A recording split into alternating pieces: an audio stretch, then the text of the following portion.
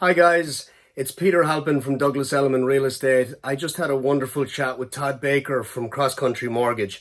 Check it out.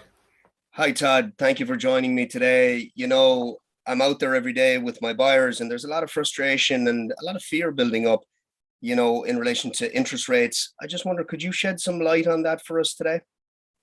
Peter, I got a graph for you. I get this question all the time. And quite frankly, people, I get it. The headlines are concerning, but this is a graph that takes us back to 1980 and it takes us right up here to 2022. This is where we are in history. And if you look at where the graph is, we're still in a window of extremely low interest rates. The average 30-year fixed rate over the last 25 years is 5%, right? So we're now at the average. We're not at the high end. It's nothing anyone should be scared of. This is post bubble. So this is QE, so artificially lowering of interest rates. This is Q2, artificially lowering interest rates. And right in here, where we get to what I always like to call fantasy land, believe me, it was wonderful writing, 2.75% 30-year fix and all that kind of stuff. But this was COVID generated completely.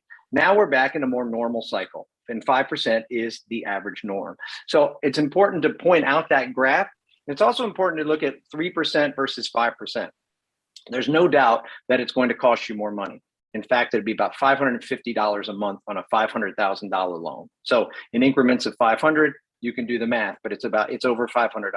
However, if you're a first-time buyer, who's to say your landlord isn't going to raise your rent right over the next few years? And if you have an accountant, which you should, ask them about the tax deductibility of mortgage interest, because ultimately that's another factor that people miss out on. If you're just a W-2 employed person, you don't have a lot of write-offs. Suddenly you have deductible mortgage interest as well. So there's another factor in that as well. Not to mention the fact that interest rates are forecasted to continue going up before they go down.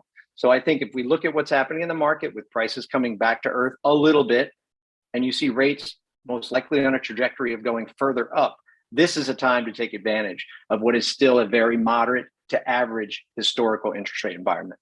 Okay. So your advice is get in before the tide rises further, but it will eventually drop off.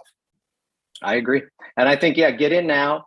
Refinances from, the year 2010 to just last year, billions of those transactions were done, billions.